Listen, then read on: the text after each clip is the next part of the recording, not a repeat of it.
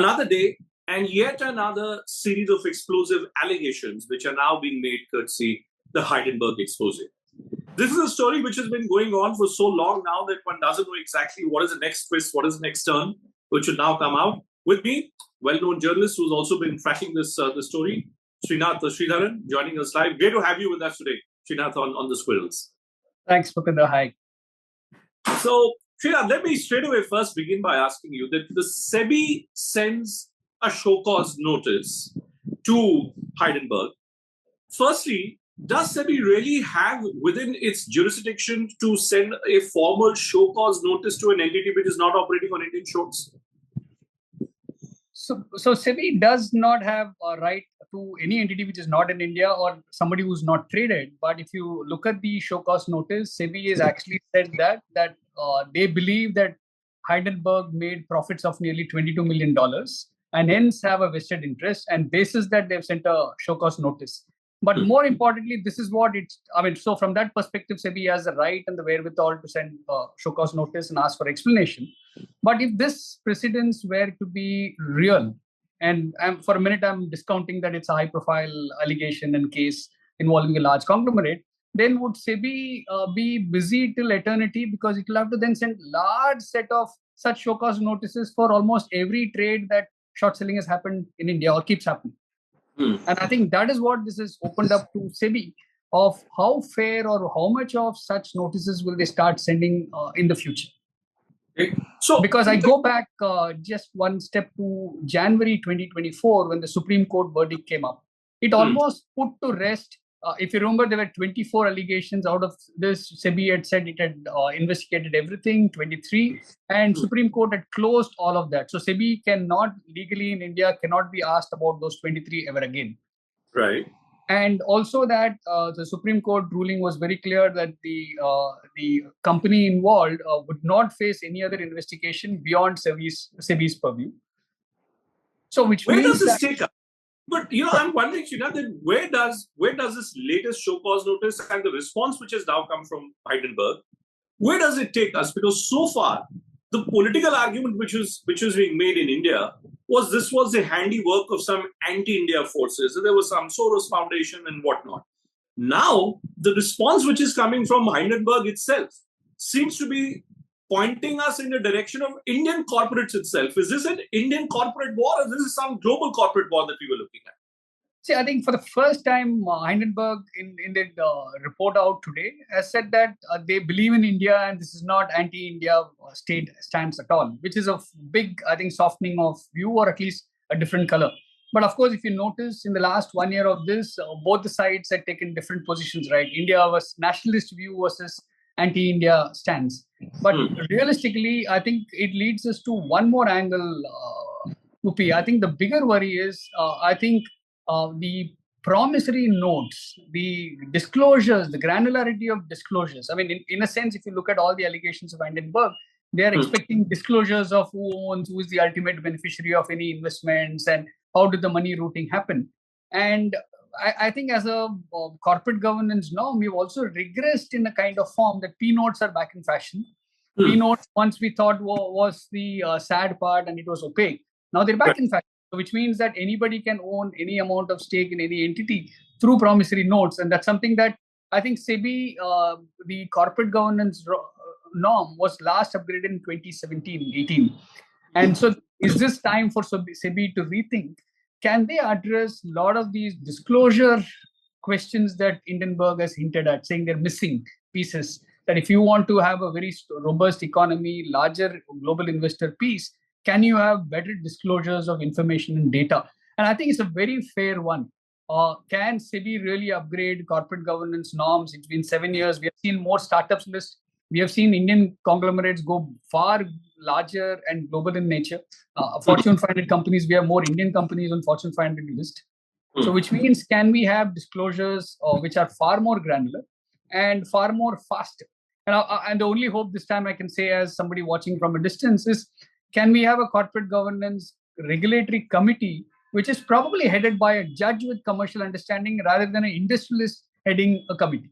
I think corporate governance certainly is a question which needs to be looked at very, very seriously. And there have been various questions across various industries which have consistently arisen. But just to come back for a moment to the response which is now coming from Hindenburg to the Sebi show cause notice. Now, Hindenburg itself is suggesting that an attempt was being made, perhaps by Sebi, to ensure that dirty linen or unnecessary questions weren't being raised against another well-known corporate entity of our country, Mr. Uday Kotak, the chairman of Kotak Mahindra Bank. How do you respond to this part, that it was Kotak as an entity which was taking positions in somewhere in cahoots or somewhere in partnership with Hindenburg? Would that be a correct way to look at it in terms of what is being suggested by Hindenburg? No, I think I read it in conjunction with Kotak Mahindra's disclosures today, right? I mean, it clearly said that Hindenburg on their records is not a client at all. And that as a fund which is based out of Mauritius, it follows Mauritian regulations and not Indian regulations. Only the investments from a Mauritian entity come to India and they're regulated very differently. But is there a difference? Just to hold you for a moment, because that's an important point that you're making.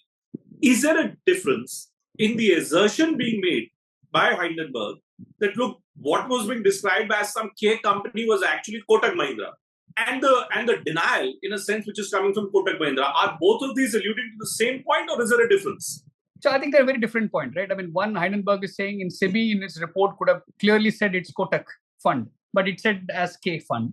So that's a fair point as well. I mean, was it nomenclature issue? Was it using a short term? Because it also says KMIL, Kotak Mahindra Investment Limited. So was it saying that? Or was it just a sheer brushing it aside and saying it's nothing great, it's one of the entities from Mauritius? But the larger one is, if today Kotak's point that Hindenburg is not on the list of their clients and that they take disclosures from every client in Mauritius, that they are acting as a principal and not on behalf of somebody. So that's a very valid point, right? If, for example, Hindenburg had approached it or invested through another person, then are they flouting any Mauritian laws? There's that's opening up a different door there for them. But reality is, in India, if they've invested, I think it's, from the looks of it, in the fund business, Kotak does not make money on this because they earn a fee. So they have invested money and exited. So the clients are the ones who are making money on this. It is not Kotak. So to think that Kotak actually would have shorted this, almost alleging that, doesn't make sense at all. But I don't get this, because on one hand, and I'm speaking more from a layman's point of view, because I'm trying to make sense of this for the biggest set of our audiences. Kotak Mahindra Bank and brokerage run by Uday Kotak is allegedly being used by a company called Kingdon to short these Adani stocks. Now, Kingdon is partner of Hindenburg, who Sebi is alleging is using non-public information to manipulate Adani stocks. Hindenburg itself goes on to say that Adani is supposedly running the biggest con in the business. Now, if we stay with that terminology, that Adani was running the biggest con, and Uday Kotak's companies are supposedly on the same page as the entity which is making this allegation against a well-known corporate entity in our country, are these 2 points again in contradiction with each other, or do we look at Kotak also as a very essential part of whatever was going on behind the garb of Hindenburg? So I think I'm looking to, my interpretation is that Kotak is outside of this entire hand in glove conversation at all. It is not. It is an investor running a fund. It saw an exposure and it invested.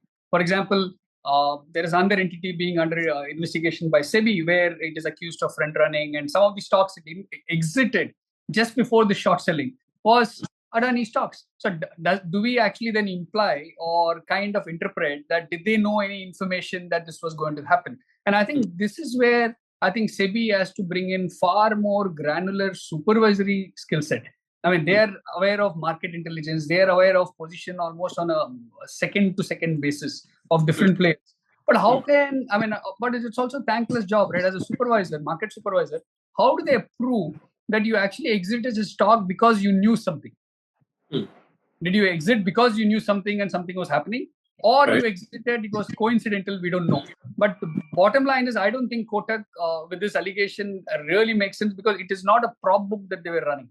But then won't that be used? But Srinath, if we say that in your interpretation, Kotak is not a part of the story, and Kotak's name is coming into the story by Hindenburg itself, then tomorrow Adani Group will also turn around and say that this is the same company which was running this entire vilifying campaign against us, that this is nothing else but a vilifying campaign against us. Don't you think, again, it weakens the case of Hindenburg if we take this position that Kotak has nothing to do, despite Hindenburg itself taking Kotak's name? Correct. I mean, it definitely does weaken. I mean, end of the day, if let's say Hindenburg turns around and says we complained, we gave documents to the regulator, and regulator did not do anything, I think that sets them aside as, let's say, moral champions that they want to be or claim to be. But the fact is, what are they accused of? They are accused of profiting from short selling. That's clearly the show cause notice. And one of the questions that the regulator might ask is were they privy to any private information? So let me flip this. One of the challenges of unpublished private information, which people speak about as, let's say, market insider trading and all that, is, let's say, if I were a brokerage or a research house and I write a report on a company, a listed company, and let's say I send it to 30 of my clients, and clients actually act before I publicly put out my report. And by the way, sending private report to clients without putting it in public domain is legal. So would I then be accused of actually front running those stocks? So some of these gray areas are subject to legal interpretation differently depending on the severity. I think that is why I'm also saying that Sebi should quickly upgrade its CG norms, because these are the things it has learned over the last few years. There are far more number of, I think today, the digital mutual funds and others which are coming. I mean, anybody can act on price sensitive information. Okay. So tell me, where does this leave that small investor who actually ended up losing the money? You know, who's made the money, who's lost the money? The short sellers have made the money, but who's lost the money? The small investors have lost the money. Now that we are looking at some claim being made by Hindenburg, and what that I'm hearing is that there are more names of more Indian corporates likely to come out who had taken these positions against Adani. What happens? What happens to that small investor who lost the money? Any hope for him? See, I think the challenge is small investors always hit the raw end, right? I mean, end of the day, the sophisticated institutional investors with a lot of institutional research capabilities, or let's face it, pure corporate gossip network. You sit at Belvedere in chambers and the clubs and the private jets committee or community, you know more gossip, you know what's happening. I mean, and that's a reality, right? But it's common investor who's looking at his trading desk on a day-to-day basis or sitting in a meeting and looking at his zeroed hour bro and saying, let me sell. They are the actual ones who end up paying the price. But also, I want to flip it the other way around.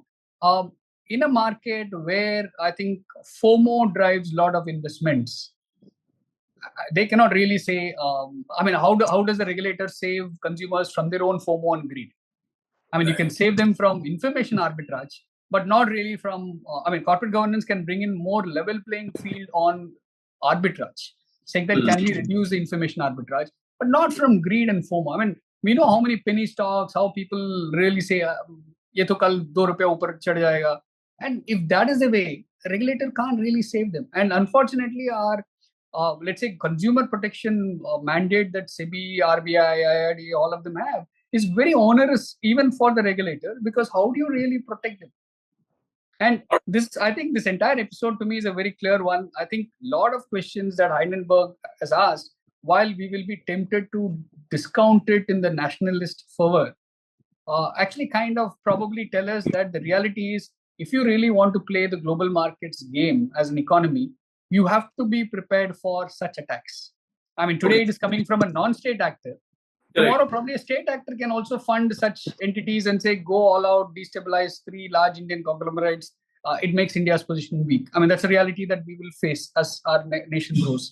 So I'm not worried about just small investors, mom and pop investors. The challenge is, how do Indian conglomerates or large companies protect themselves from such short selling?